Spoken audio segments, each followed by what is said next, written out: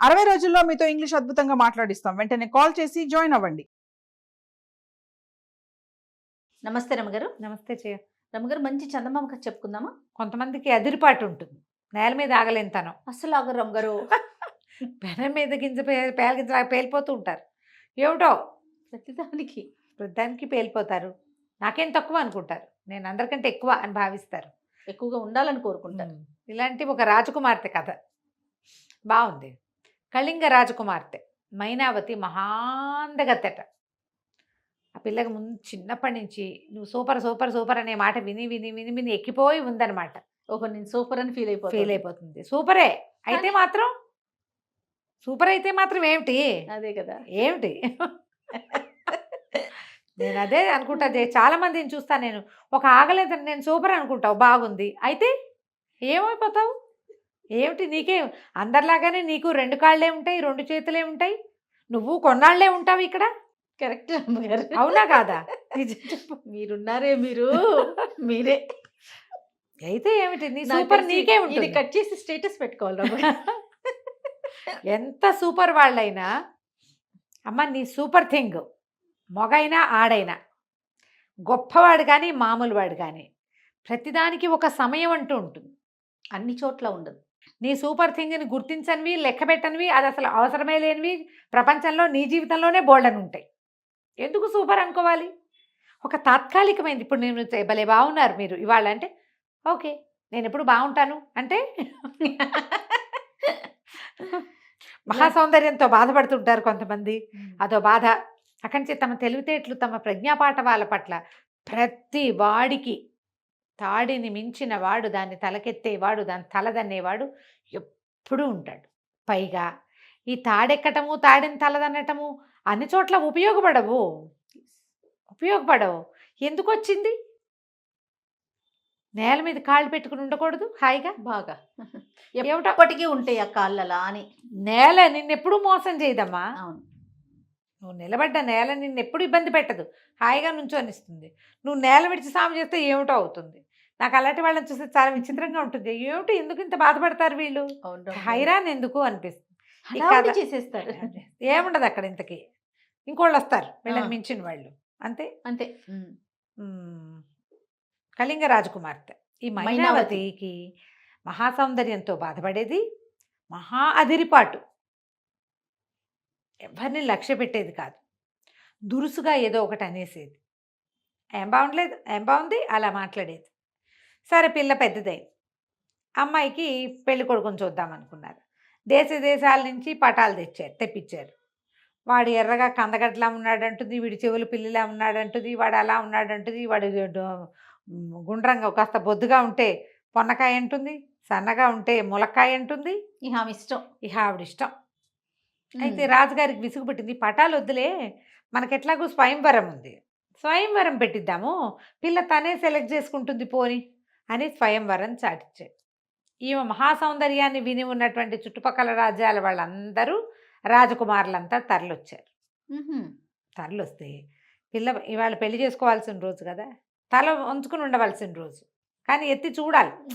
ఇది ఏమంటారు స్వయంవరం, అమ్మాయే చూసుకోవాలి. చూసిన ప్రతి వాళ్ళని చూసి పెదవి విరిచేసింది. ఎవరు నచ్చల. వాడు లావని, వీడు నల్లగా ఉన్నాడు, వీడు పొట్టిగా ఉన్నాడు, వాడు పొడుగ్గా ఉన్నాడు, మరి ఇంతున్నాడేమిటి, ఇంత పర్సనాలిటీ ఏం చేసుకుంటామని ఇలాగా అని అని అని చివరికి ఒక రాజకుమారుడు చక్కగా ఉన్నాడు. వీళ్ళ పక్క రాజ్యం వాడే, ఎంత బాగున్నాడో. కానీ అమ్మాయి ఆగలేంతనం కదా, పెనం మీద పేలగింజ. చూసి మీసాలు పోతల్లే ఉన్నాడు, ఇంత పెద్ద పెద్ద మీసాలనే నాకు వద్దంత. రాజకుమారులంతా వెళ్ళిపోయారు. కళింగరాజుకి విపరీతంగా కోపం వచ్చింది కూతురు మీద. కోపం వచ్చి, మీకు ఇంత అదిరిపాట, ఇంతమంది 50-60 మంది రాకుమారులు వస్తే వాళ్ళందరినీ చూసి మనిషికి ఒక పేరు పెడితే, నీ పొద్దున తెల్లవారేసరికి వాకిట్లో ఒక బిచ్చగాడో గాయకుడో ఎవడొస్తాడో వాడితోటే నీ పెళ్ళి. చాయిస్ అయిపోయింది. నీకు అవకాశాలు 2 సార్లు ఇచ్చా, నువ్వు ఉపయోగించుకోవాలా వాటిని అని చెప్పి ఖచ్చితంగా చెప్పేశాడు. రాత్రి అందరూ తెల్లబోయి ఉన్నారు, ఏమవుతుందో తెలియక. మర్నాడు పొద్దునే ఒకడు వాకిట్లో నిలబడి పాటలు పాడడం మొదలుపెట్టాడు. బిచ్చగాడు పొద్దునే పాటలు పాడతారు కదా, వస్తారు బిచ్చమాడుకోవడానికి రారు. ఆ వచ్చిన బిచ్చగాడు పెద్ద బవిరిగడ్డం, గడ్డప్పవాడు ఒకడు, సంగీతం ఏదో పాడుతున్నాడు. పాడుతుండేసరికల్లా సైనికులు పోయి బాబు లోపల రా అని పిలుచుకొచ్చారు. పిలుచుకొస్తే ఈ లోపల రాజపురోహితుడు వచ్చి రాకుమార్తెని పిలిపించి మంత్రాలు చదివి తాళిగట్టిచ్చేసాడు. అన్నంత పని చేసేసాడు. బిచ్చగాడితోటి పెళ్ళి అయిపోయింది. గడ్డం బిచ్చగాడు విత్ పాటలు వాడితోటి పెళ్లి చేసేశారు. ఎవరు వస్తే వాళ్ళతో చేస్తానని చెప్పే కదా. నీకు స్వయంవరం ఫోటోలు చూపించా, నువ్వు ఒప్పుకోవాలా. స్వయంవరం చేయించా, నువ్వు ఒప్పుకోవాలా. ఇక మూడోది నీకు ఇంకా ఛాయిస్ లేదు, నేనేం చేస్తే ఆ పెళ్ళి నువ్వు చేసుకోవాల్సింది. చేసేసారు. ఈ పిల్ల లబో దిబోమని ఏడ్చింది, గోల పెట్టింది, అరిచింది. ఎవరు వినలా ఒక్క మాట కూడా. అక్కడి నుంచి ఏం చేశారు, ఆ బిచ్చగాడికి 5 రూపాయలు చేతిలో పెట్టాడు రాజుగారు 5 వరహాలు. అబ్బాయి ఇగో నీ పెళ్ళం తీసుకుపో, అయ్యో మా ఊళ్ళో ఉండొచ్చు పంపించేసి. ఏం చేస్తారు, ఆ అమ్మాయిని వెంబడి పెట్టుకుని బయటికి వెళ్ళిపోయాడు. మైనావతి ఏడ్చింది, మొత్తుకుంది, ఇంకేం చేయాలో తెలియలే. కొంత దూరం నడిచారు. బయట ఊర్లోంచి అంత జనం అంతా నోరు మూసుకూరుకున్నారు. ఇంత అదిరిపాటి పిల్లకి ఇదే అవుతుంది. ఎక్కువసేపు ఆ పెన మీద పేలగింజలా పేలితే ఏమవుతుంది, చివరికి ఎగిరి పొయ్యిలో పడతారు. అంతే. ఇది పడిపోయింది ఇట్లా. అక్కడి నుంచి తీసుకుపోయాడు. తీసుకుపోతే ఒక పెద్ద అడవి వచ్చింది. కానీ ఈ అమ్మాయికి ఒకటి అర్థమైంది, వీడు బవిరి గడ్డము బండ గొంతు ఉంది, కానీ వీడంత మొరటువాడు కాదు, మనిషిని సుకుమారుడే ఇతను, ఇబ్బంది పెట్టట్లా పెద్దగా. ఫోన్లో ఇది కొంచెంలో కొంచెం నయం అనుకుంది, అంత మోటుగా ప్రవర్తించట్లా. వెళ్తే ఒక అడవిని దాటారు. అడవిలోకి వెళ్ళారు. ఈ అడవి ఎవరిది, ఏ ప్రాంతంలోది అని అడిగితే మన పక్కన రాజ్యం ఉంది కదా, మీసాలు పోతంటారే, ఆ రాజుగారి రాజ్యం ఇది అని చెప్పాడు. ఆ రాజుగారి పాలనలోకి వస్తుంది అని. అక్కడి నుంచి తీసుకుపోయి ఒక గుడిసెలోకి ప్రవేశపెట్టాడు. ఇదేమిటి ఇక్కడికి తీసుకొచ్చావునంటే, ఇదే మన ఇల్లు, మా ఇల్లు ఇదే, మనం ఇక్కడే ఉండాలన్నాడు. ఏం చేస్తుంది, ఆ చిన్న పూరు గుడిసెలోకి ప్రవేశించి ఓ చీపురు ఏదో ఉంటే అది పెట్టి అదంతా ఊడ్చి, ఆ పక్కన ఏదో చెరువు ఉంటే ఓ బిందె పట్టుకెళ్ళి అందులో ఇచ్చి నీళ్ళు తెచ్చుకుని కుండతోటి ఇల్లంతా నీళ్లు చల్లుకుని ఇల్లు వాకిలి అంతా మెల్లిగా పొయ్యి వెలిగించి, మరి ఏం చేస్తుంది, ఆకలి కూడా వేస్తోంది. ఎప్పుడో రాత్రి తినది, పొద్దున పెళ్ళయింది, వచ్చేసింది నడుచుకుంటూ. సరే మెల్లిగా అన్నం వండింది. అక్కడ ఏవో బియ్యం పప్పు ఉన్నాయి, వంట చేసుకుంది. సరే అబ్బాయిని తను కూర్చుని అన్నాలు తిన్నాడు. తిన్నాక ఏమన్నాడు, నీకేమైనా పని వచ్చా అంటే నాకేం రాదు అంది. సరే ట్రై చేద్దామని ఏం చేశాడు, ఇంత వెదురు కోసుకొచ్చాడు. వెదురు బుట్టలు అల్లటం నేర్పించాడు. ఇట్ట చల్లు అల్లాలి, ఇట్ట చీల్చాలి, ఇట్ట బుట్ట అల్లాలని పెట్టాడు. రాకుమార్తె కూర్చుంది. బుట్టలు ఏమల్లుతుంది రాకుమార్తె, చీరి వేళ్ళన్నీ పుళ్ళైపోయినాయి, అన్నం తినేటట్టుగా కూడా లేవు. ఆ అబ్బాయి అన్నాడు, బిచ్చగాడు అన్నాడు, అమ్మాయి నీకు ఈ పని అయ్యేలాగా లేదు, నీ చేతులు బాచిపోయినాయి, ఇక బట్టలు కట్టుకోలేవు, తలకాయ కూడా దూకోలేవు, ఓ పని చేయి, పక్కన ఎవరో కుండలు చేసేవాళ్ళు ఉన్నారు, కుండలు తెచ్చిస్తాను, మరి కుండలు అమ్ముదువు కానీ, కూర్చుని చేసే పనే కదా, నువ్వు కుండలు చేయక్కర్లా, కుండలు నేను తెచ్చి పెడతానని ఓ 50 కుండలు ఒక బండి మీద వేసుకొచ్చాడు. అక్కడి నుంచి ఏం చేశాడు, ఊళ్ళోకి రాకుమార్తెని తీసుకుపోయి ఓ చోట చాపరిచి, ఇక్కడ కుండలు అమ్ముకురా అని చెప్పి వెళ్ళిపోయాడు. ఆ అమ్మాయి ఆ బండి, తోపుడు బండి తాకొచ్చి అక్కడ పెట్టాడు. ఆ బండి మీద ఉన్నవన్నీ ఆ చాప చక్కగా పరిచి కుండలన్నీ పెరిచి గడ్డం కింద చేయబెట్టుకుని కూర్చుంది. ఎవరైనా వస్తారేమని 2 కుండలు కూడా అమ్మలేదు. కానీ ఈ లోపల పెద్ద గుర్రపు రౌతో ఒకడు వచ్చాడు, గుర్రం వేసుకుని. వాడేం చేశాడు, ఈ కుండల మీదకి పోనిచ్చి కుండలన్నీ తొక్కేశాడు. అది నష్టమే.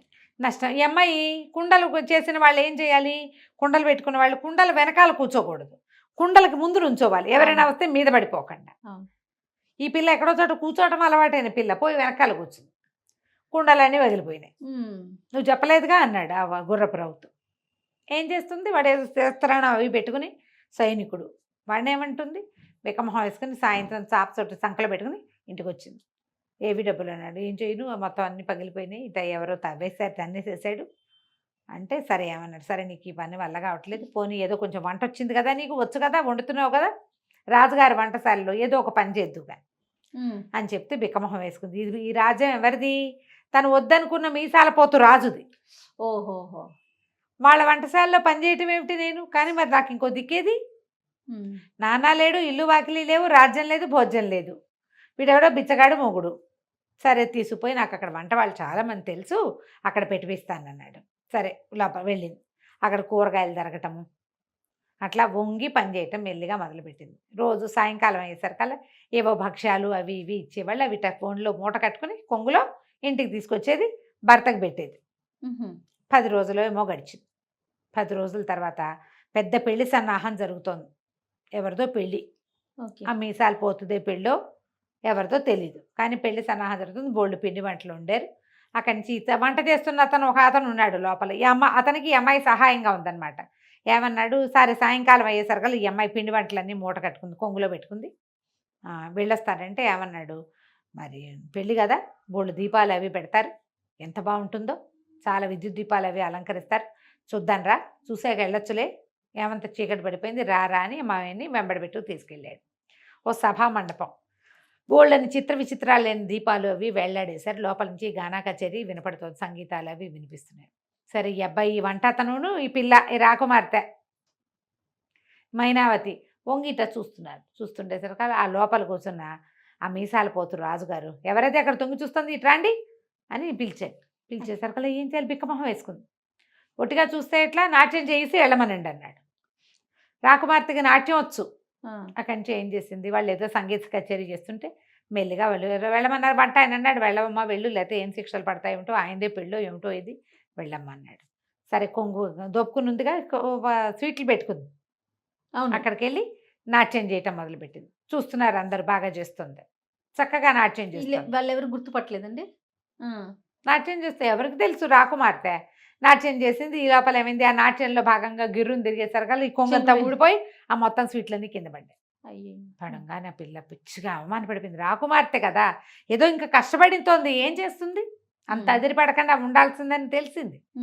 బయటికి పరిగెత్తుకుంటూ వచ్చేసరికి వెనకాల నుంచి వచ్చి ఆ మీసాలు పోతూ గట్టిగా పట్టుకున్నాడు అమ్మాయి.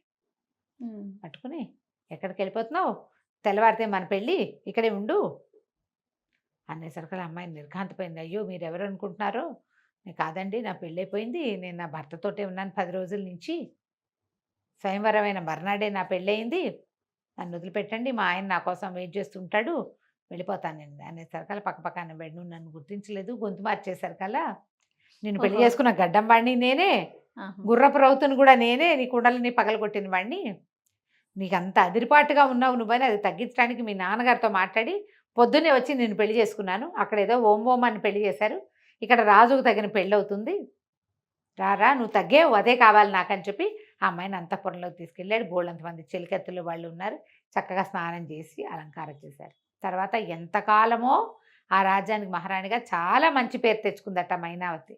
అదిరిపాటు ప్రవర్తన మంచిది కాదు. అంతే. కథ కంచికి మనం ఇంటికి. నమస్తే రమ్మగారు. నమస్తే జయ.